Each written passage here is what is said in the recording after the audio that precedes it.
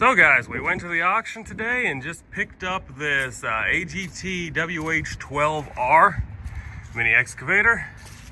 Brand new one.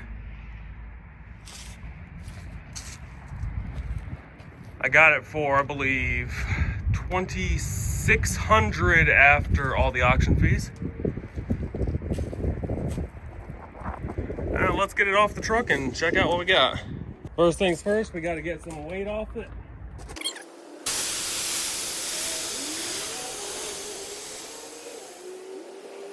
We got to check oil because I don't know if it has any in it.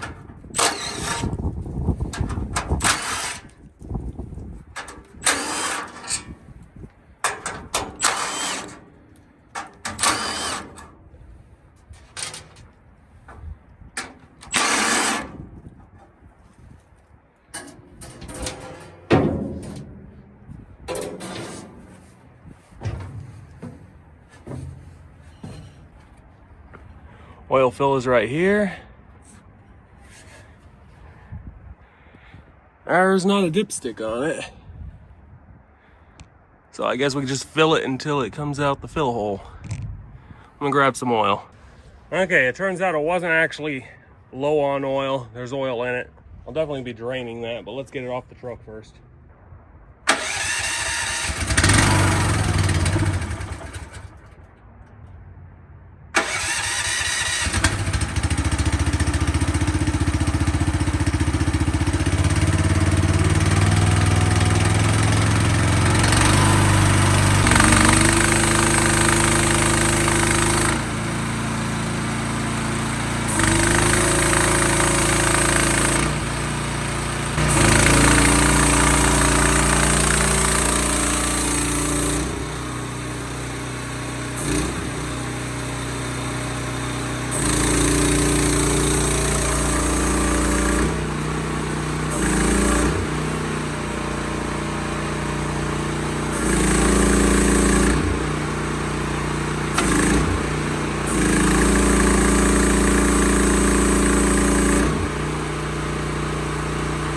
Okay, this is how we're getting it off.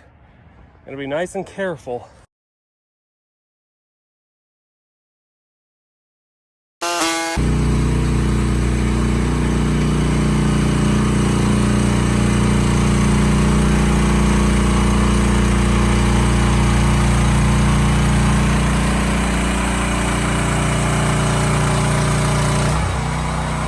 So we got the little guy off the truck.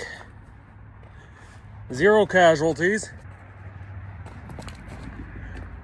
no damage, a couple scuffs here and there, but they did move the thing around with a forklift.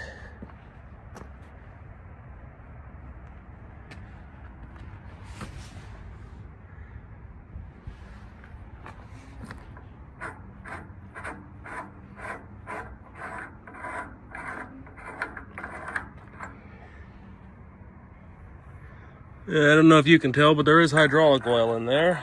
I'm gonna drain all the fluids and put good quality oils in here. But we are actually pulling this less than useful. This is a useless roll cage. I can almost rip it off by hand. So that is pointless to keep on there. Yeah, it might keep the sun and maybe some weather off you, but it also makes it so it won't fit in my garage. So let's get that popped off. Well, let's get this cab off. There's 12 15mm bolts to hold it on.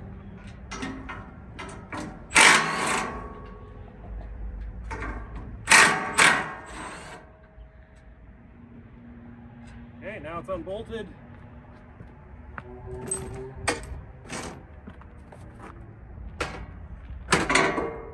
Let's see what this thing weighs.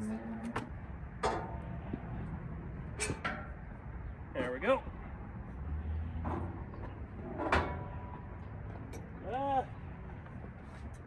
Probably about 50 pounds.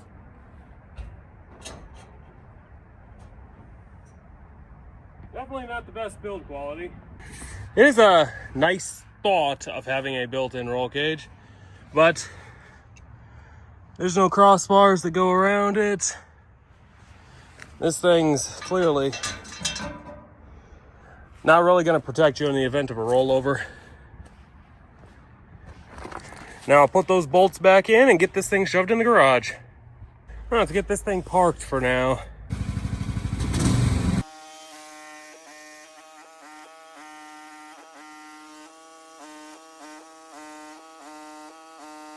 Hey guys, welcome back. This is the AGT WH12R that I picked up at auction Monday.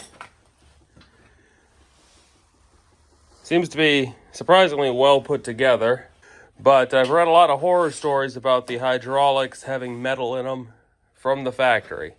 So I'm going to pull the top housing off of the hydraulic reservoir and clean it out. I've also ordered a filter kit to install down here on the return line. But due to the holidays, I don't know how long it'll be until that gets here. So it has 0.1 hours on it. I just backed it into the garage. I haven't ran it or done anything with it aside from that. But better safe than sorry, so let's get this popped apart. Get this faceplate off so I can pull this top housing off and drain the hydraulic oil out. These are 15 millimeter right here.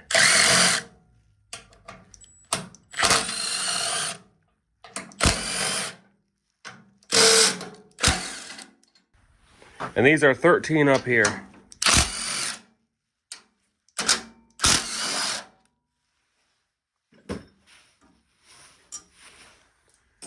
I shouldn't need to undo the battery disconnect. I should just be able to lift it up and flop it over. Yeah. There we go. I'm going to pop this off right here and see how bad it is in there. Yeah, the proper technique to get all the hydraulic oil out is extend the boom all the way out. But I'm going to run several batches of AW46 through it. It says to run ISO 46. Which is just an international standard 46 weight hydraulic oil. It doesn't specify what additive package for anti-wear it has in it.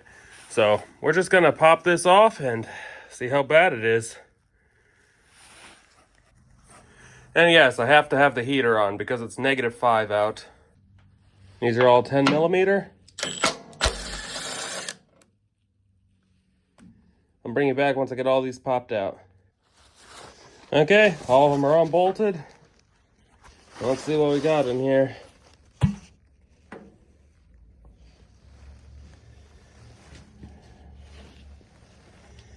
It doesn't look too terrible down in there.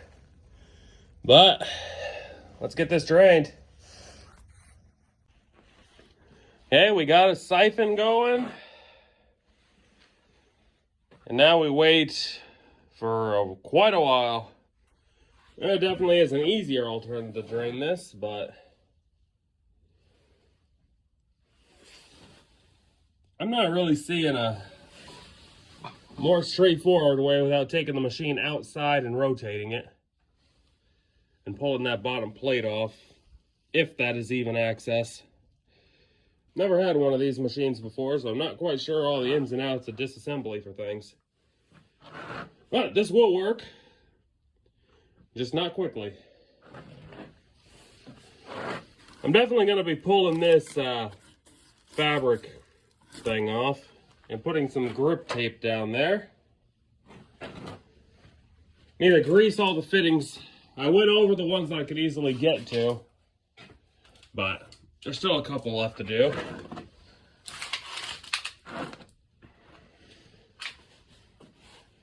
When I get the hydraulic filter kit, you pull the return line off up here, reroute it under the pump, and the hydraulic filter sits right here. Can't believe the machine didn't come with one. It seems quite well put together, all things considered. I don't really like this throttle though. Feels really flimsy. I'll probably just replace that with one like off a John Deere rider mower or something, because those are pretty reliable. It's just a cable.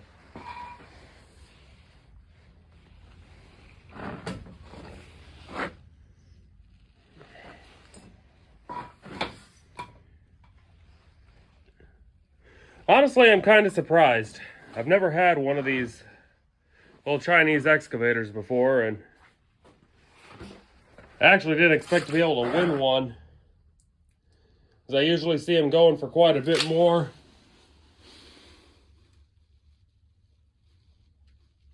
Brand new. Little 1/4-inch hydraulic hoses. But it is plumbed for accessory, so I can put a hydraulic thumb on this eventually. The teeth on the bucket are nice and stout. I'm not really seeing anything I don't like.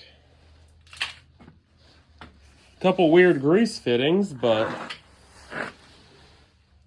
I don't like that these hydraulic motors are so exposed, but I feel like I should build some sort of brace that goes from here to over there. So if you back into anything, it's not directly going to whack the hydraulic motors.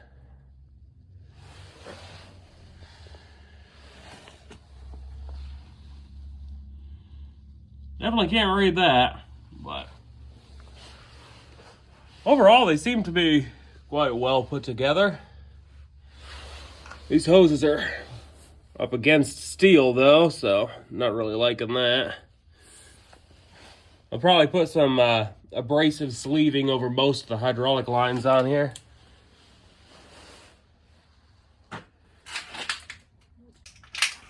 does have a nice little light on here. The seat is absolutely terrible. I'll probably replace it with one like I installed in this Bobcat over here. Much more comfortable.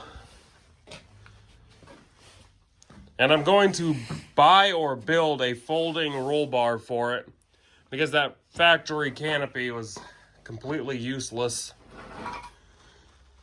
You hung off it just trying to get into the machine, it flexed. If this machine tipped over with that thing on there, it's completely pointless. At best, it was just good to keep the weather off you.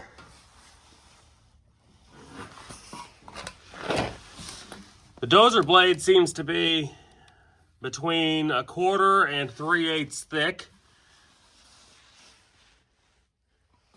Doesn't seem to be bad.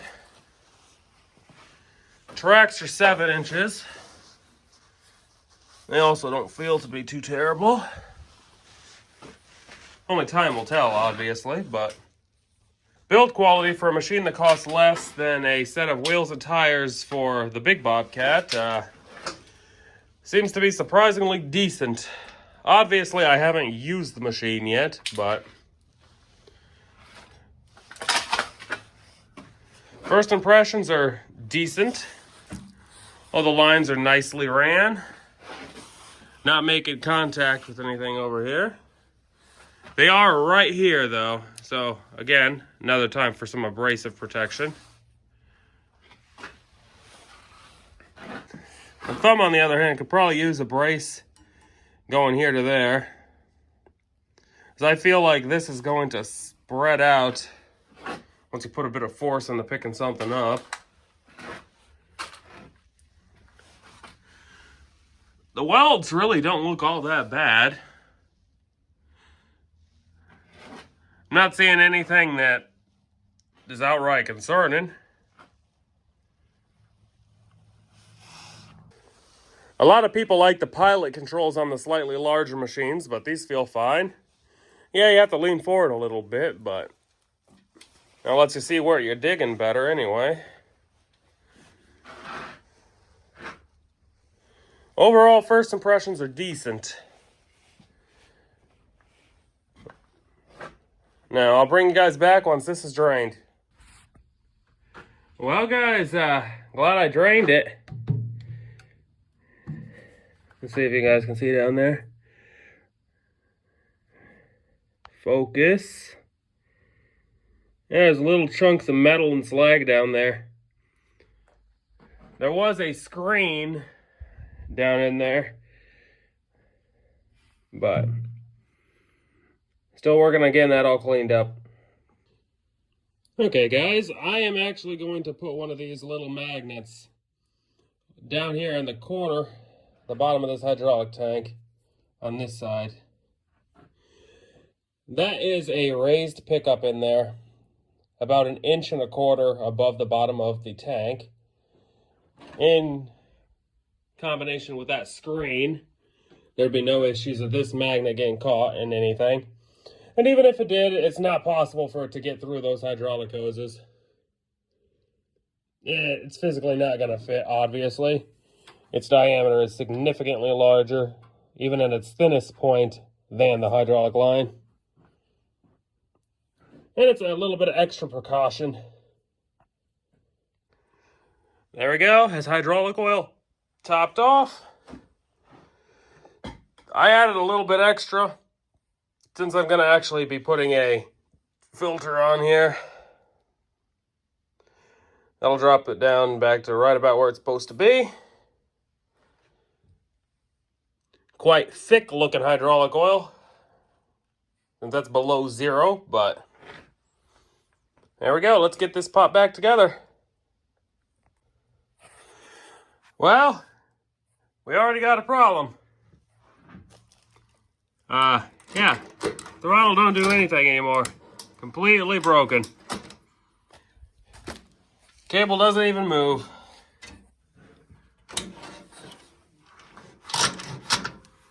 That's throttle right there. That should move. Nothing.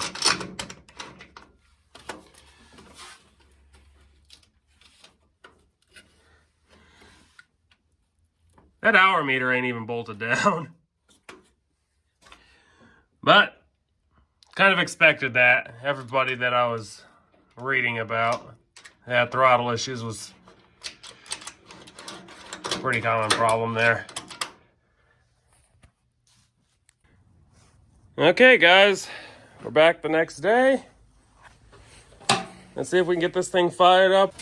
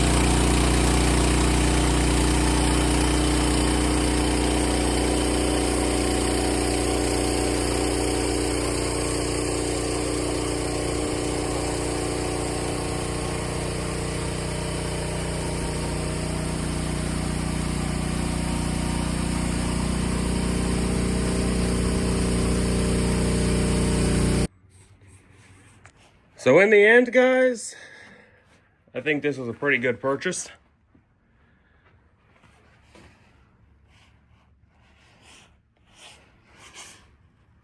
There seems to be a slight nick right up there. Right there. That might be a cause for a seal failure, but I will try to clean that up best I can. It's kind of what you get when it sits on a ship for who knows how long before it gets here. But it does run good. We have ordered a new throttle, and the hour meter doesn't work. I've ran it for 20 minutes, and it hasn't moved past where it was earlier. Controls work good. It's a little bit jerky raising the boom, but everything else is pretty smooth. I'm gonna have to get used to how jerky it is raising and lowering the boom now. That'll probably smooth out the more it gets used though, so. I'm going to put some grip tape down here throughout your footpath. And hydraulic filter is going to go down here. And a lot of people say you should put a hydraulic cooler on these things. Some of them came with them from the factory. So maybe I'll put one in here in the future. Not right now though. Now we've ran it for another 20 minutes. I'm going to go to the store once the ice storm stops and pick up some oil, change that. I topped it off with Quaker State 5W30 when I first got it, but it's ran long enough that I'm gonna change it and put some good oil in there. I don't know what was in there from the manufacturing process. Overall, not a bad purchase. If you guys can find one of these at a good price and are mechanically inclined, I don't see why you shouldn't pick one up. If you guys are looking for a mini excavator and don't feel like spending the cash on a Kubota, Bobcat, Yanmar, or whatever, you feel like picking up something cheap that you can tinker with, these are pretty simple machines. There's not a lot going on electric-wise.